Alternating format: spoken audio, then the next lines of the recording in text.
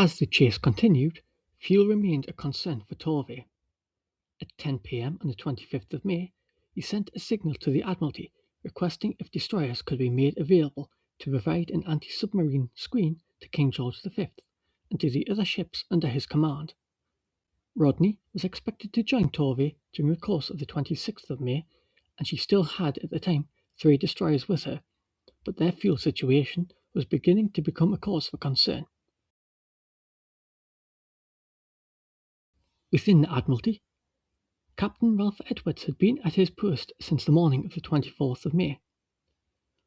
One immediate problem which absorbed his efforts during the 25th of May had been the growing importance of providing escorts to the battleships, aircraft carriers, and cruisers searching for Bismarck. Torvey's screen had been detached to refuel, so too had those escorting Somerville's Force H.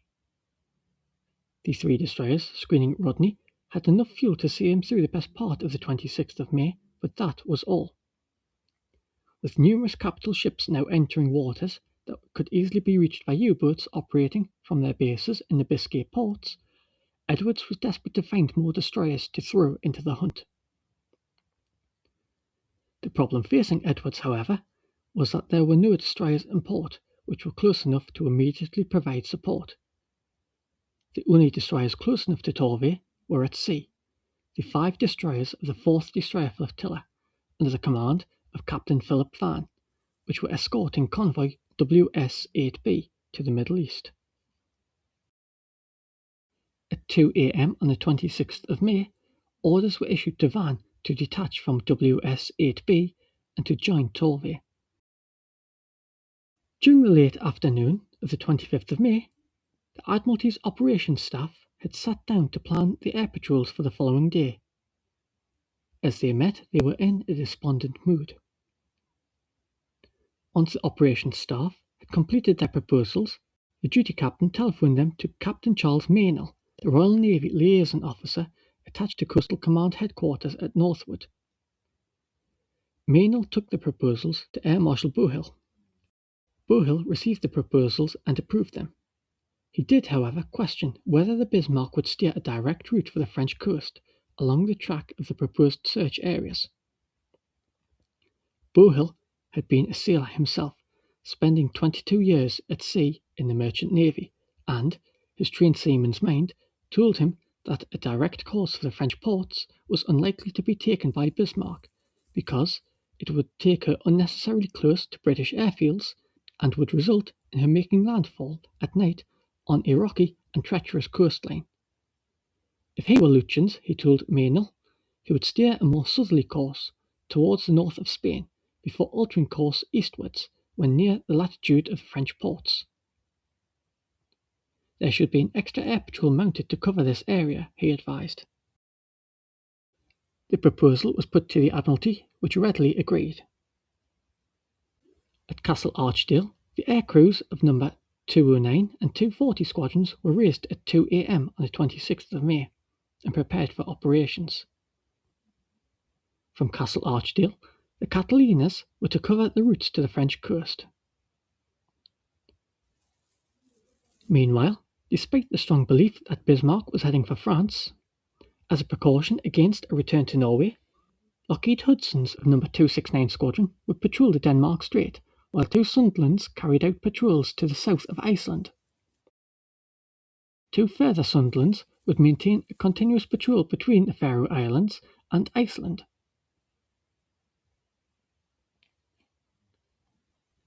At 3:45 a.m, PBY Catalina Z of No. 209 Squadron took off from Loch Earn.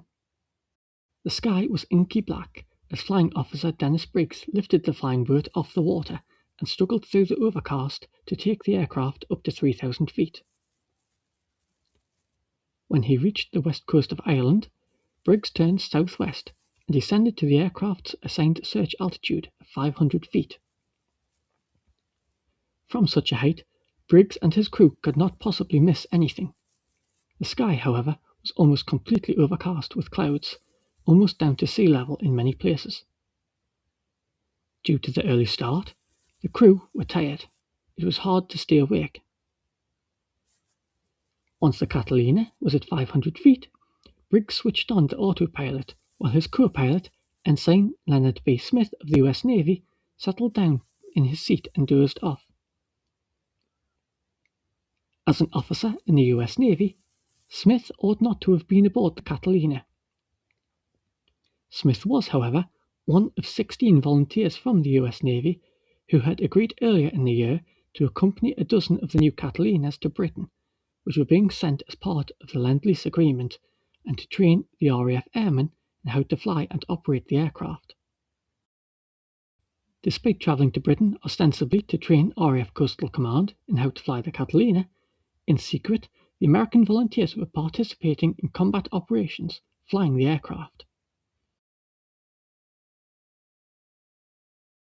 The night of the 25th and 26th of May passed uneventfully aboard Bismarck. At 4:30 a.m. on the 26th, an announcement was made over the loudspeakers. We have now passed 3/4 of the way from Ireland on our way to St. Nazaire. Around noon we will be in our U-boat's operational area and within range of Luftwaffe aircraft. We can now account for the appearance of Condor planes after 1200 hours. This message brought about a great surge in morale. During the early morning hours, a mid-Atlantic storm intensified into a strong northwesterly gale with winds up to 60 miles per hour, which whipped the sea into waves 65 feet high. By dawn, maintaining high speed was difficult, while visibility was severely reduced as clouds extended down to sea level and heavy rain squalls set in. Dawn on the 26th of May saw Force H reaching the latitude of Brest. At 8 a.m., as the flight deck of Ark Royal seesawed up and down in tumultuous seas, the first reconnaissance swordfish were ranged on deck. Despite being 63 feet above sea level, waves were breaking over the forward edge of the flight deck while the entire ship was covered in spray. In all, 10 aircraft were launched from Ark Royal to search for Bismarck.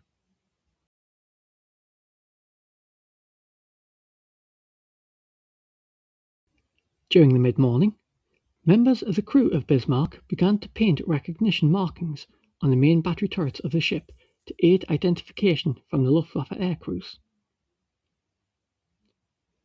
While this work was underway, at 10:30 a.m.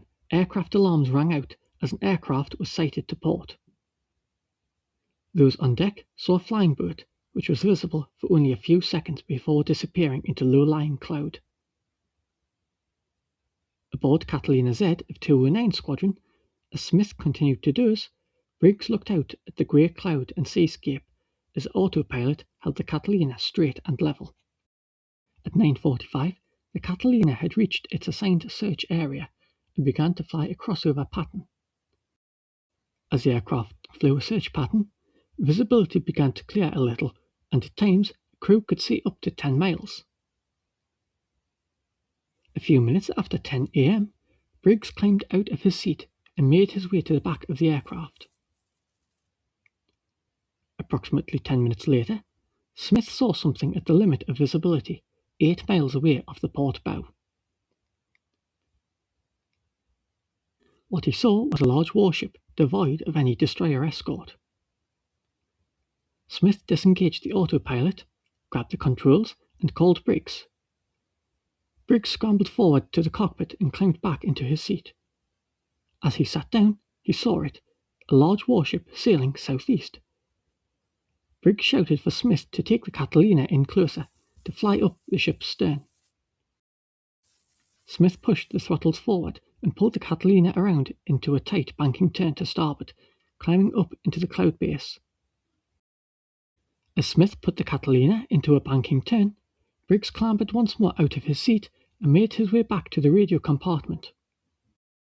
As the Catalina flew through the cloud, Smith hoped to break through the overcast far enough away to keep sight of the vessel without entering anti-aircraft range. He pulled the yoke forward and the Catalina broke the cloud virtually on top of the ship. The sky erupted with anti-aircraft fire. The anti-aircraft fire served to confirm the identity of the ship as being an enemy warship. The rattle of bullets along the fuselage immediately preceded the appearance of jagged holes in the wings, airframe, and perspex. A shell exploded directly below the cockpit, puncturing holes in the floor. The airmen took frantic evasive action and entered a cloud where they lost sight of Bismarck. In the radio compartment, Briggs transmitted a sighting report. One battleship, latitude 4933 N 2147 west, course 150, speed 20. In London, we found the captain of the American-built flying boat, which after an exciting patrol played a big part in the hunt of the Bismarck. I had the good fortune the other day to be on the Catalina flying boat that was the first to find the Bismarck after she had been temporarily lost. We set off from our base at about 3:30 in the morning, and after about 7 hours search we came across her right across our tracks. She was only a dull black shape in the mist at first, so we had to come closer to make a clearer identification. We altered course to starboard. We were flying low at the time, but climbed up to about 1,500 feet into the clouds. But unfortunately the cloud ended right over the ship, and we got everything she'd got in the way of anti-aircraft.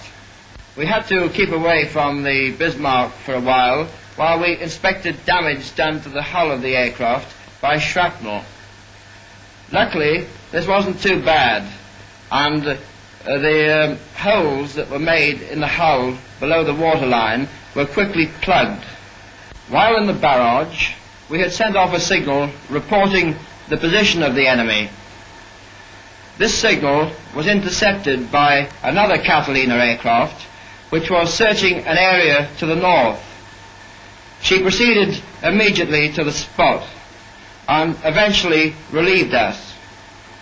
This was just as well, as it was imperative that we should land at our base in daylight owing to the holes in our hull. We landed just after 9:30 in the evening. The sighting report from the Catalina quickly reached the Admiralty and Admiral Torvey. The sighting report from Catalina Z of 209 Squadron was picked up by Catalina M of 240 Squadron, which immediately left its assigned search area and set a course for the position reported by Briggs to provide assistance with surveillance. The sighting report from Briggs's Catalina was picked up aboard Ark Royal. The sighting report of Bismarck placed the battleship close to the area being searched by the Swordfish.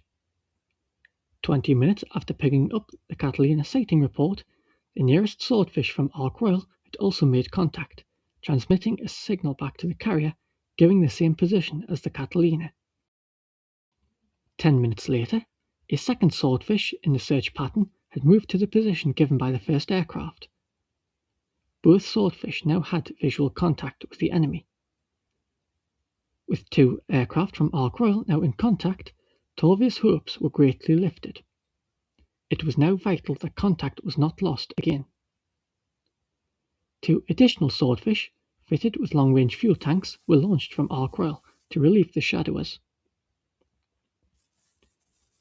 Having received the sighting reports from Briggs's Catalina, the ubiquitous Norfolk increased speed to 27 knots and set a course for the reported position of Bismarck. Far off to the south, the cruiser Dorsetshire, in company of the armed merchant cruiser HMS Beaulieu, was providing an escort to convoy SL-74. The commanding officer of the Dorsetshire, Captain Benjamin Martin, had been devouring the various signals that had been streaming in regarding the pursuit. At 11:30 a.m., he decided to break radio silence and informed the Admiralty that Dorsetshire was breaking off to intercept the enemy. Meanwhile, Captain Van, like the others at sea, had received the report from the Catalina reporting the sighting of Bismarck. Having been sailing northeast expecting to rendezvous with Torve in the early afternoon, the Catalina report assured him that the enemy was broad on his starboard bow at a range of 45 miles. With barely a moment's hesitation, Van ordered the 4th Destroyer Flotilla onto a new southeasterly course and spread the destroyers out into a scouting line. Aboard King George V, to Torve and his staff officers, as they gathered around the table in the plotting room, it was clear from the shadowing reports of the Swordfish that, little by little, they were catching Bismarck. They were not, however, catching her fast enough.